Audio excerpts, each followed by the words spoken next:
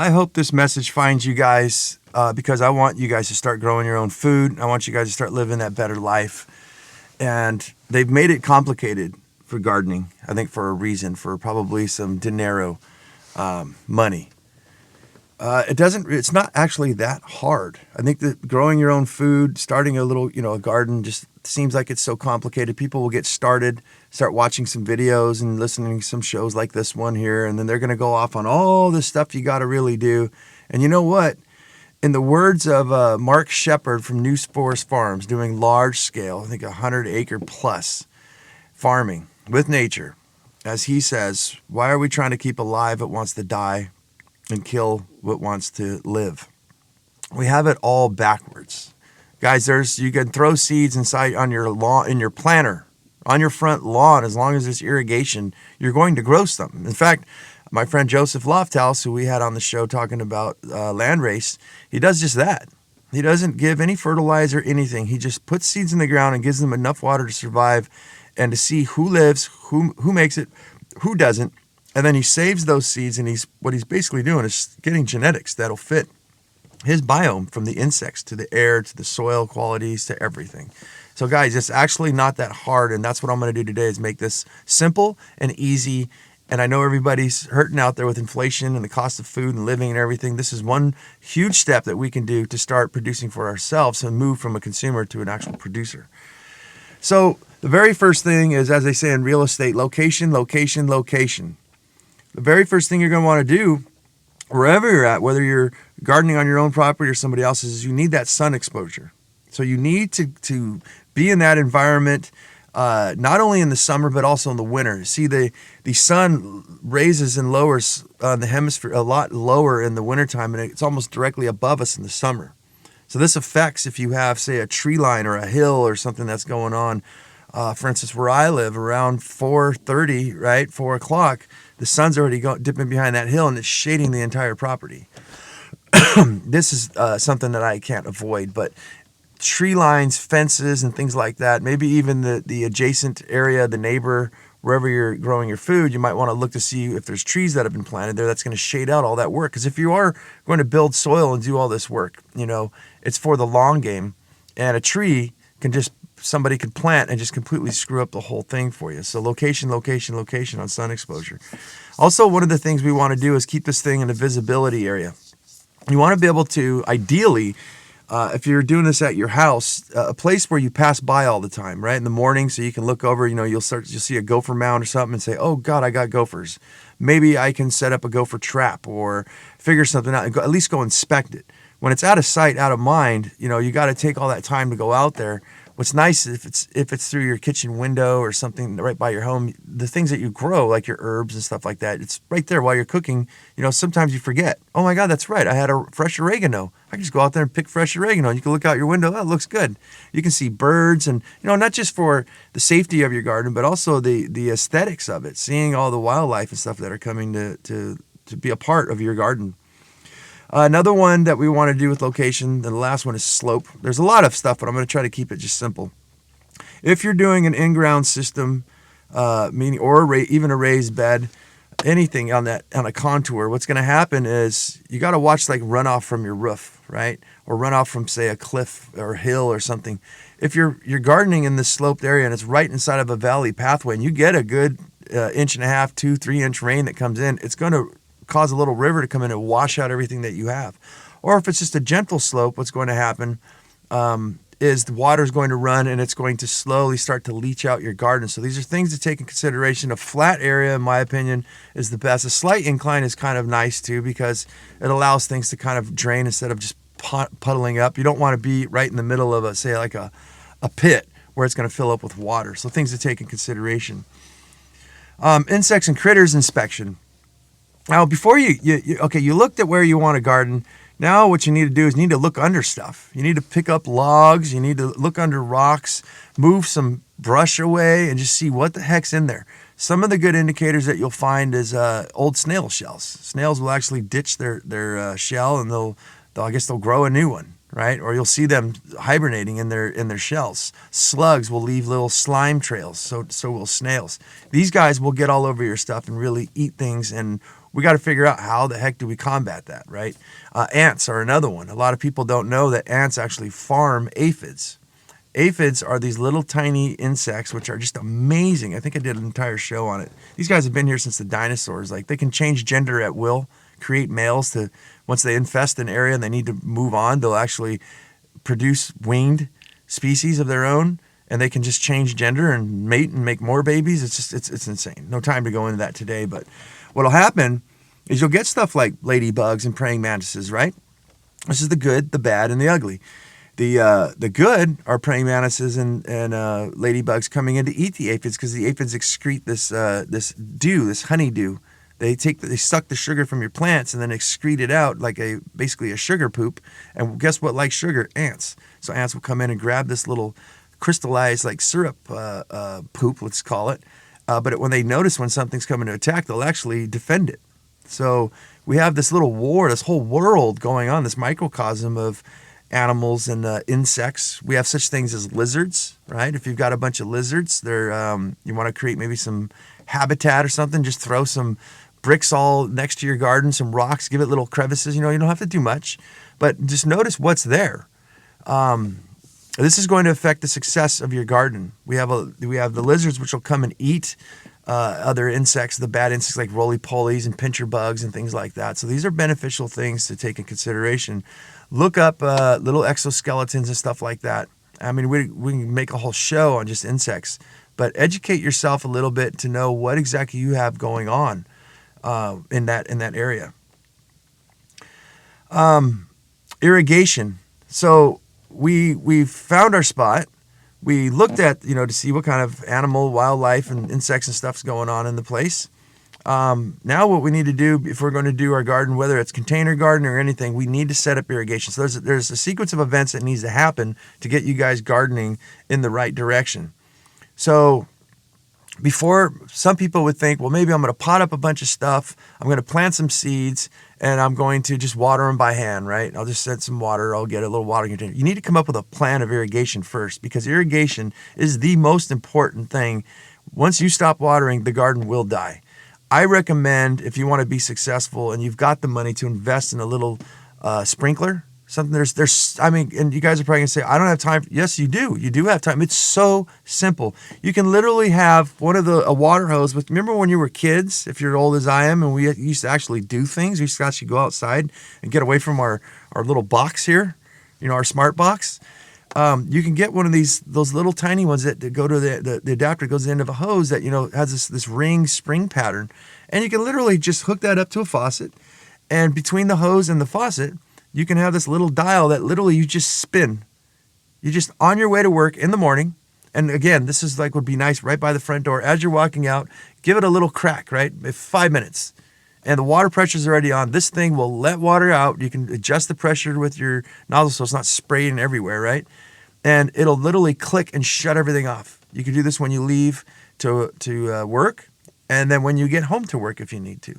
So or you can go a little bit more in depth and get something that's got a couple AA batteries, which is not really that crazy at all. It's very simple, and it's electronic, and you don't even have to think about it. Okay, so yeah, let's get the irrigation. And then now that we have irrigation set up, right, you have nothing. It's just a patch of dirt, an area. The irrigation's already there. It's absolutely perfect because, I just want to say one more for the last thing. Maybe you, stubbed your toe, or you got home late, you're stuck in traffic, or emergency thing came up, right? And you just set to hand water this thing. You can't do it. That might mess everything up, especially when you have little tiny baby seedlings. They need that water. So the other thing that can come and ruin your garden is pets. They can actually ruin the animals as well. If you got a cat, they'll murder all of the lizards. I've experienced dogs doing the same thing. My roommate's dog just goes and kills everything, right? But they'll also kill your plants. If you got kids that are wanting to play with the garden shovel, go in there with a little sand, pretend your garden's like a sand pit. You've been prepping this whole thing out. It's something new they're attracted to. Let's build a little fence around that thing, a deterrent of some sort, to keep all those things out, so that when you have your babies in the ground and you've been tilling up the soil or putting your containers in there, it's going to be safe. Boy, this show could go on for a long time here. Container versus raised bed versus in-ground. So let's start with in ground. Let's go backwards here from the sequence I put this. Now, in ground is the cheapest. Is it the easiest? No. So what's going to happen is, especially if the area is dry, you're going to put some amendments and stuff in the soil maybe, or just kind of fluff it up, whatever have you. You're going to start planting some seeds, and when you start watering, guess what else wants water? Weeds. So weeds are just going to instantly start popping up, and they will compete. That you have these, if you're germinating just seeds in the ground, or you have seedlings, some of these weeds are so strong, they've been here for thousands of years, they're going to come out and compete and actually suffocate some of your seedlings, right? And if you're just starting out and you don't know which one is which, you might end up plucking out your good stuff, your cabbages and things like that, not knowing what they look like, thinking it's a weed.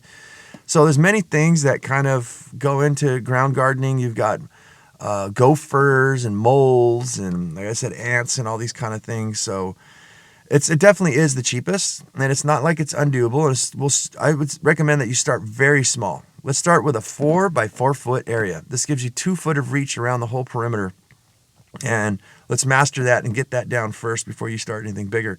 Now, raised beds, those are pretty cool. You can build them yourself out of pallets. You can go buy lumber.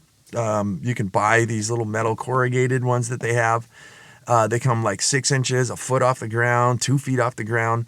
The problem I have with these things is that the cost to go and buy potting soil to fill them up is a lot more compared to just, say, singular container gardening. In container gardening, at the minimum of what you want for most species is 5 gallons. You're going to grow a tomato, you're not going to get much tomatoes in a 3 gallon or even a 1 gallon, right? Now, in a raised bed, you've got all that soil, but again, it's the cost to fill up that soil there. What I like about container gardening in contrast to in-ground and also raised beds is that if a plant doesn't do well, you can't just pull it up, because what will happen is you'll disturb the roots and you'll rip the roots from the plant adjacent to it, besides the cost of filling it up and everything like that. Also, what's going to happen is ants and slugs and stuff could get in. It's very hard to make a deterrent to keep the bugs and everything out of anything that has contact with the soil.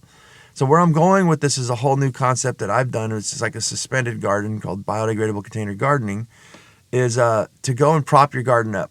Get yourself a wood pallet, a little 4x4 wood pallet, get yourself 4 cinder blocks, prop your garden up a little bit higher than the ground.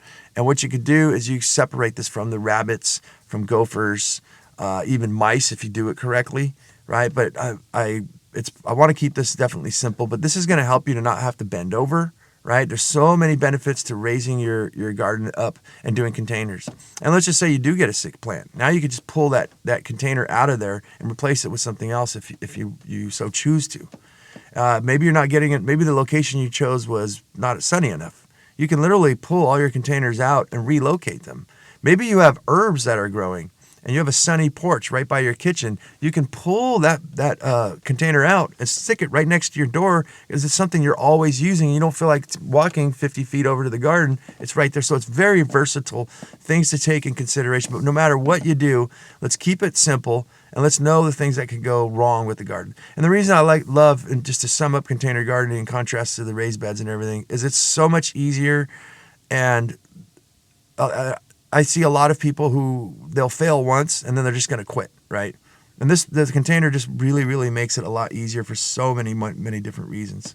So why wouldn't, let's talk about what does well in containers. So if you're going to grow, I want you guys to be successful, but I don't want you guys to grow like a zucchini or something in a 5-gallon bucket, or a root pouch or anything like that, or a biodegradable container gardening system, which I hope to bring soon in the future. But there's things that just aren't going to do well. Watermelons, what did I just say? The zucchini. You'll maybe get 1 or 2, 3, 4 zucchini, whatever, but you'll notice a huge difference if you do plant these things in the ground. So if you have time and you do have the patience and you want to get after gophers and moles and things like that, and slugs that are going to climb all over your garden, I would highly recommend that you do an in-ground system with certain species. Now, majority of different stuff. Well, let's talk about what does good. Now, a tomato is a heavy feeder, as they say. It needs lots of nutrients. So What's nice about the container gardening, a 5-gallon at the minimum for cucumbers and tomatoes and things like that, is you just want to maybe once every 2 weeks or something, just go in and throw a handful of worm castings or some compost.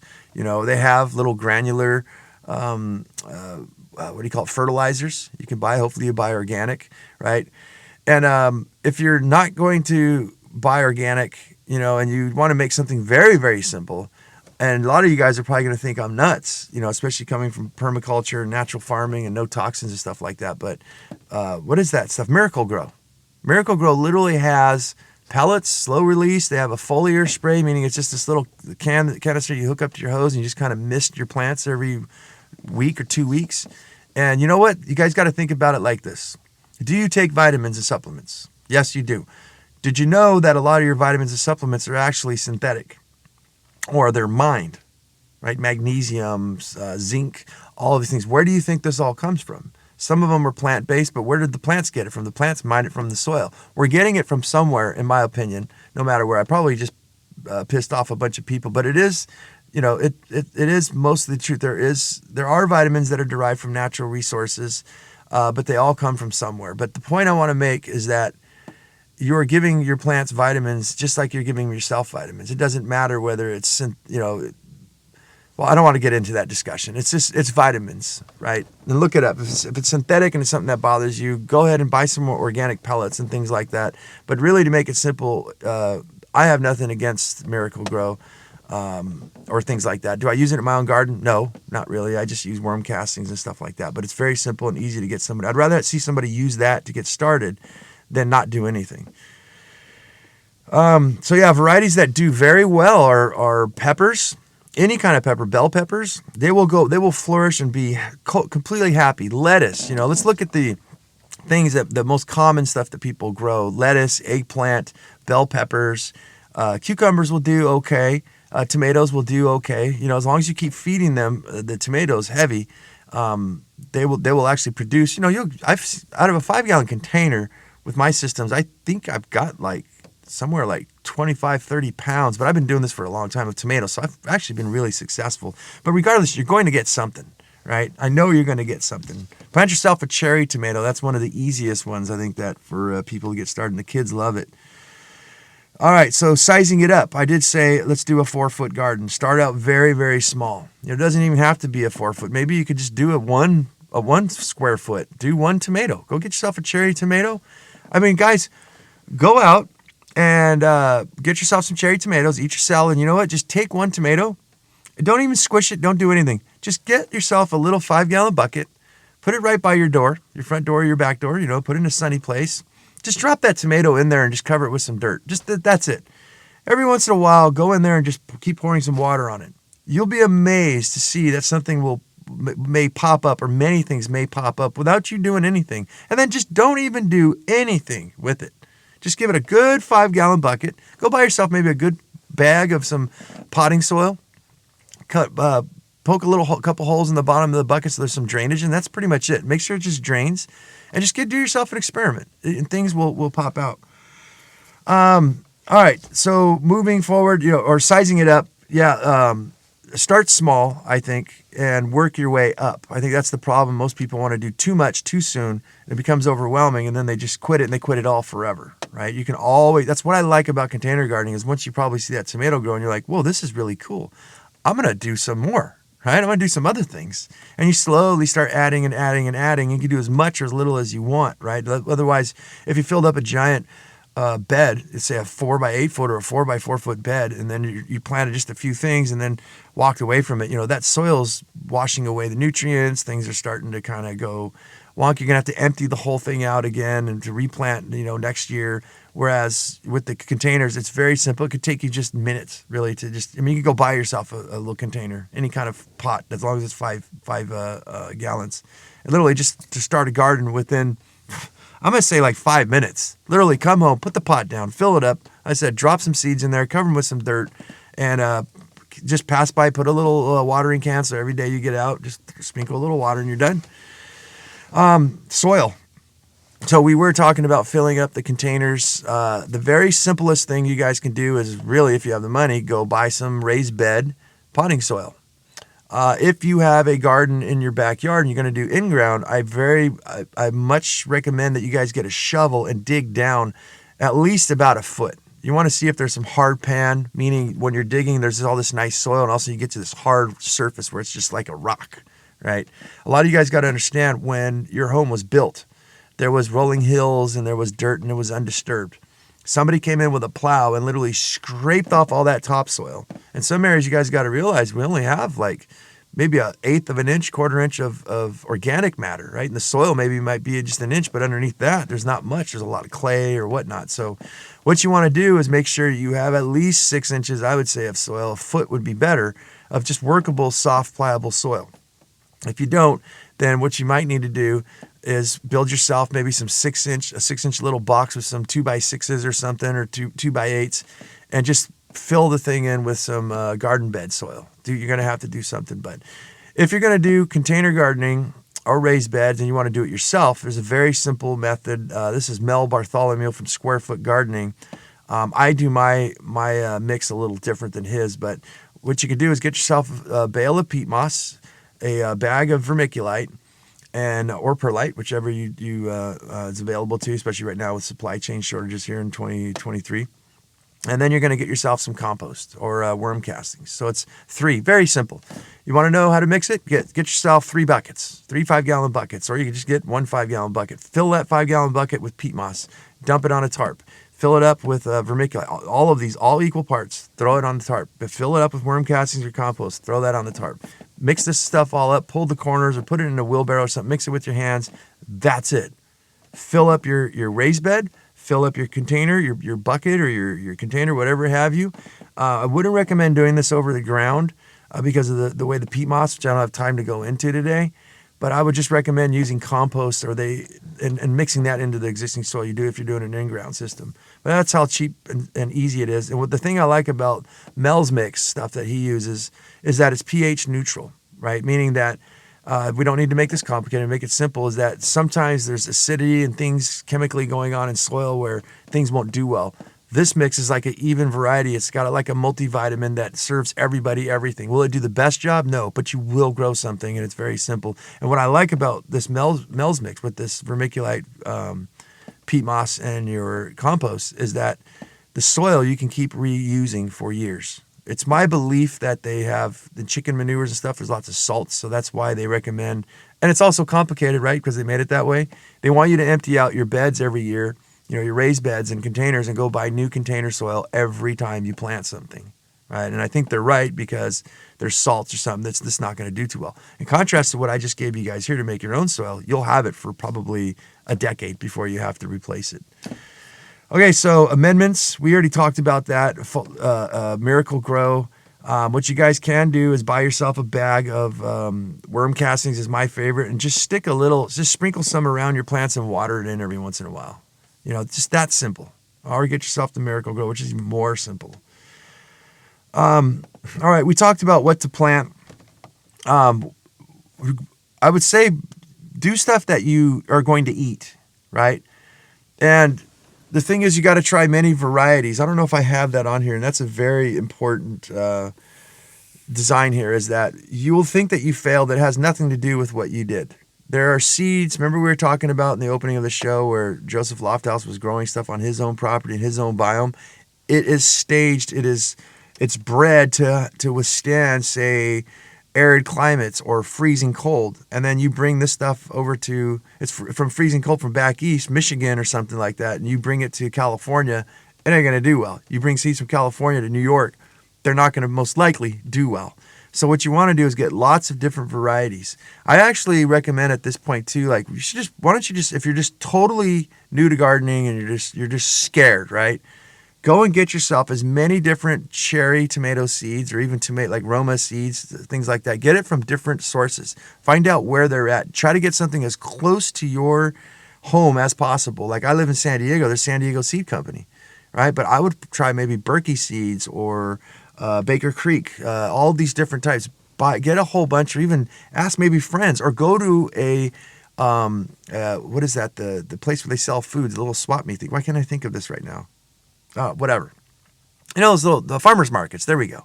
Go buy a local tomato and get different varieties, you already have stuff that's been bred here most likely because this farmer's been using it, and that's going to create the best success that you have. And just like I said, just sprinkle these things all over in each container or all over your garden. Just let everything just go like a jungle and see what does well, right?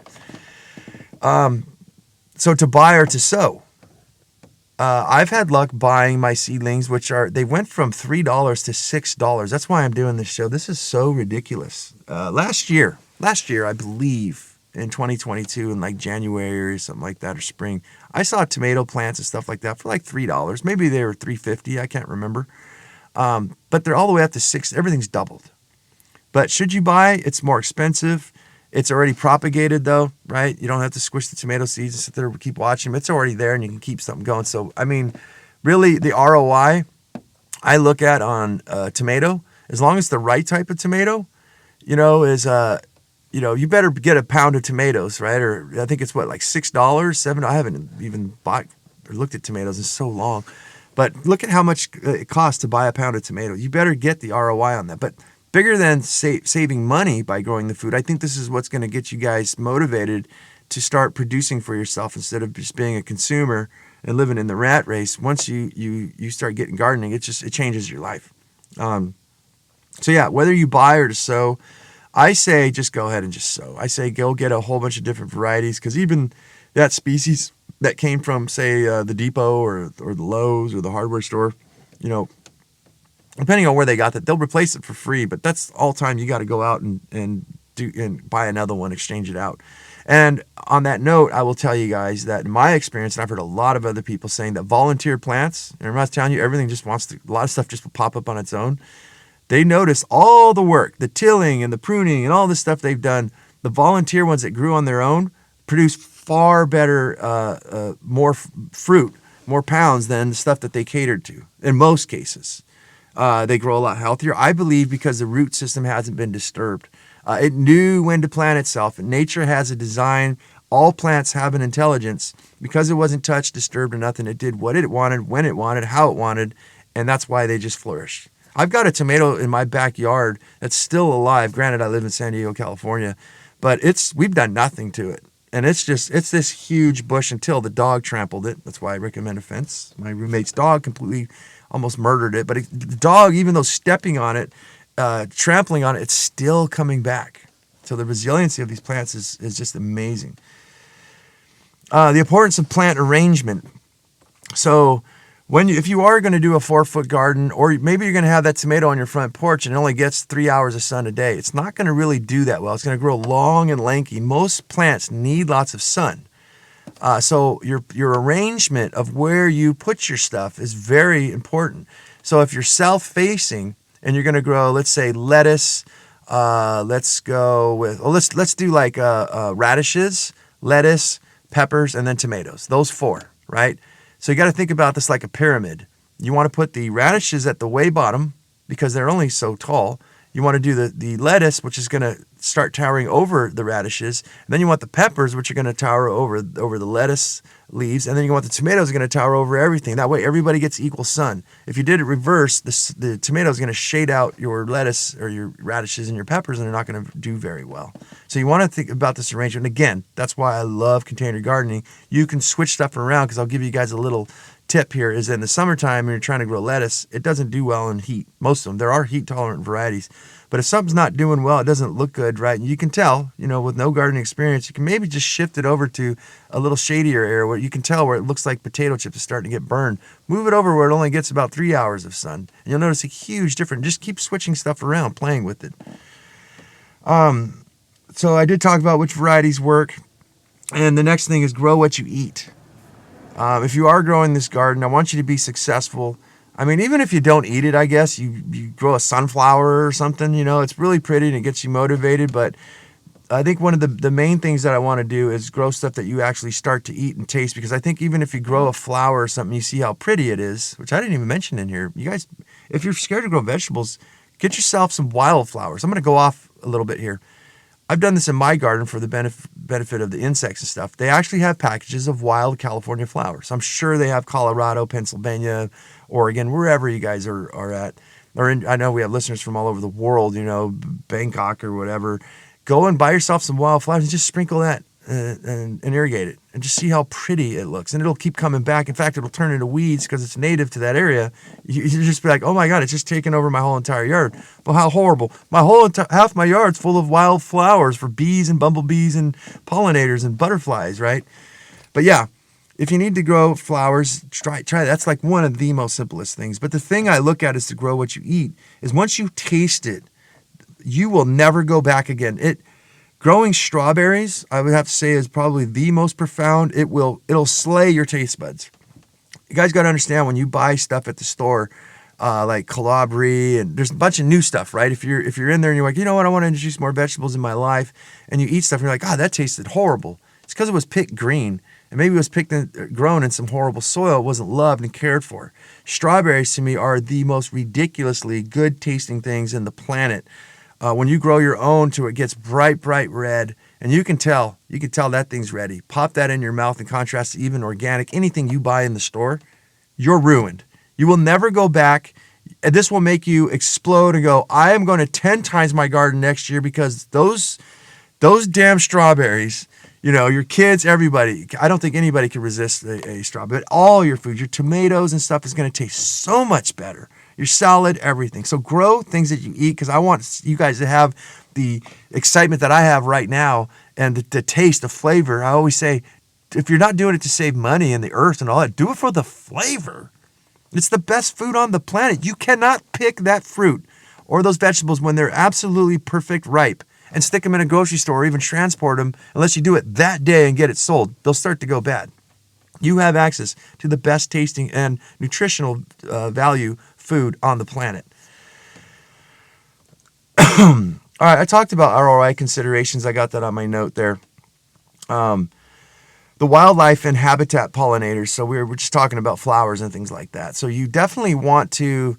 If you're doing tomatoes, most brassica, most like cabbages, almost everything has a flower. Most everything, and it needs pollinators. There are some things like tomatoes who have male and female flowers, not to make things too complicated, but one of the smart things you can do is go ahead and plant yourself like a marigold or something like that, which is supposed to deter certain insects and gophers and stuff like that. But plant these things so you have the aesthetics of the butterflies and the bees and bumblebees and the other pollinators coming in. And what's going to happen is they're going to come to this area, especially towards, depending on where you live. Like with me, springtime, everything's green. And then summertime, everything kind of just dies off, the flowers, everything.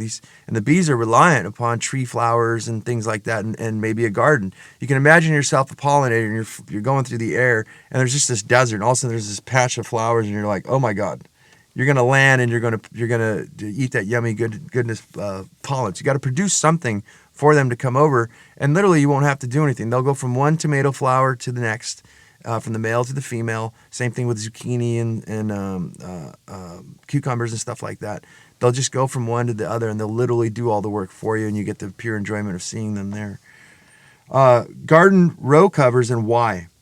So if you are going to do this garden, again, I want you guys to be successful. Don't start too early, with frost and stuff, which we have here. It's, I think, the first day of February 2023. You want to make something, a tarp. Literally a plastic, white piece of plastic with some pressure clamps they sell these at the hardware store. Just say I need pressure clamps, right?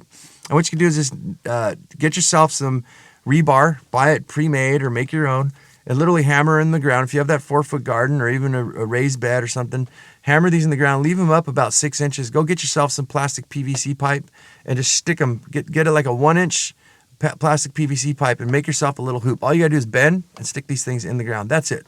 And then if you need to, if there's frost coming or something happening, you can just throw this tarp over and then clamp it at each 4 corners of this little wagon wheel cover, right? You're going to do 4, 1 in each corner, and you get yourself 2 PVC pipes. Get yourself some shade cloth as well, because one of the things in my area, what we experience is sometimes it'll get like triple digits for like 2 days, and this area is not used to it. So what'll happen is literally the sun will come out on a hot summer day and fry. It looks like someone just got a laser or like a torch and just torched your garden.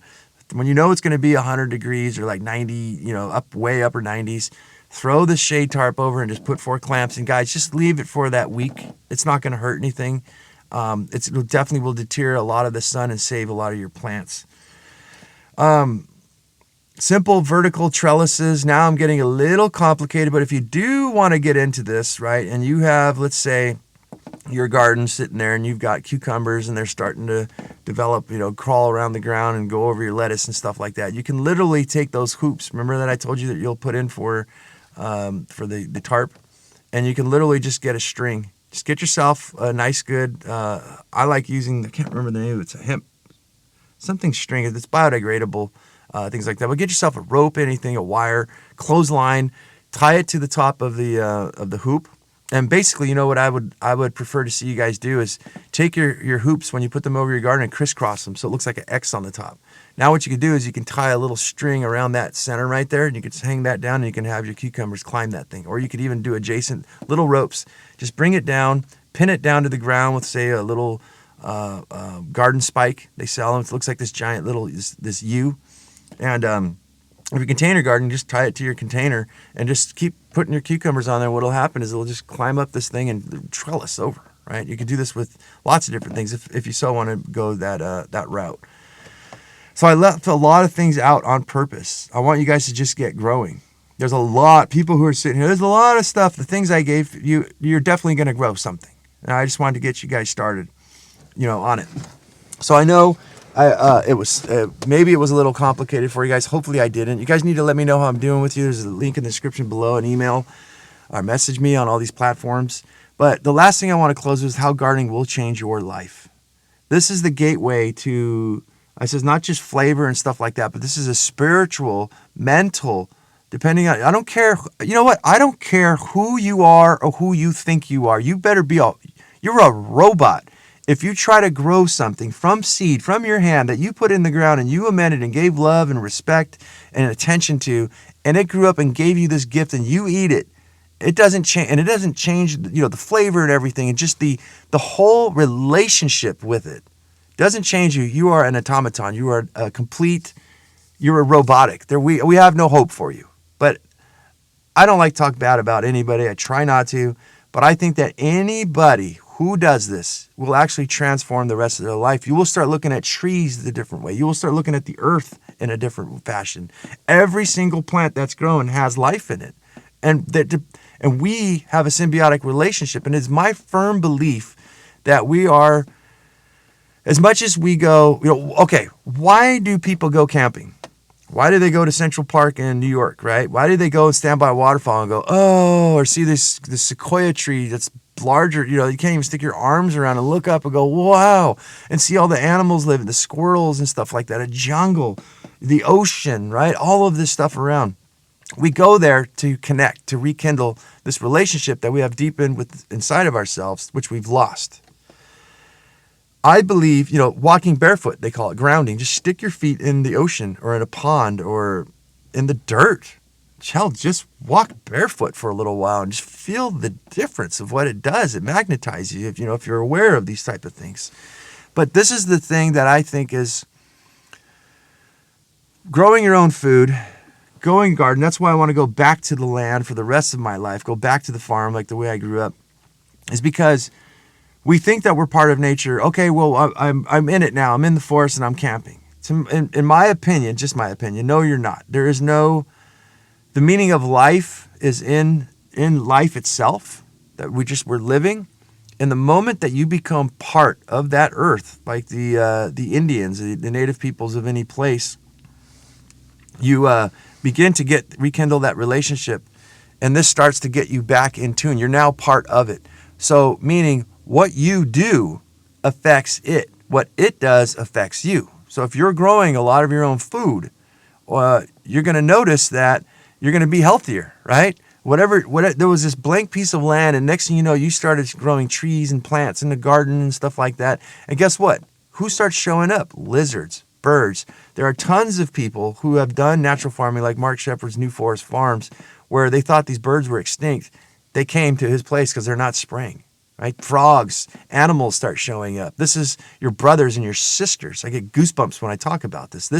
You've just created this environment, food for them too, to grow enough food once you do it large enough to actually feed the birds. So there's something for them to eat and something for you to eat. You both share. They're going to climb up, they're going to eat, and guess what they're going to do? They're going to poop. And that little poop's going to come down, and it's actually going to fertilize that one little tiny area of soil. And as that poop starts to wash down the soil, guess what else is going to happen? Worms are going to smell it and be like, what the heck's going on over there? That just made things healthy. There's going to be a little seed. Maybe it's a weed. Maybe it's a tomato seed. That little tiny piece of poop, that plant is going to eat up, and the worm's going to come over and make worm castings and all the microbiology under that one little tiny poop the size of a quarter, right? It's just going to make that area that much better. You've become part of nature. Nature now becomes you.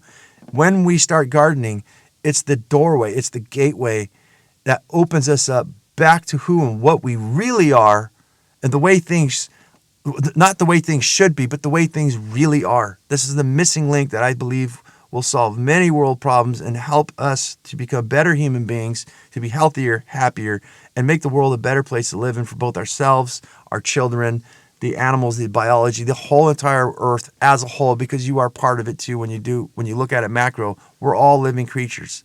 And by just starting this gardening, we are helping everything. And there is no way that this is a negative. It is a complete and entire positive that will vibrate through everything. Guys, that's the show. If you liked it, you know what to do. Description below. I got to get to work. Everything's iced over. I'm very excited to start planting this year. It's almost spring. I hope you guys are too. I'm going to do a lot on food coming up shortly. So guys, have a great day and thank you for listening.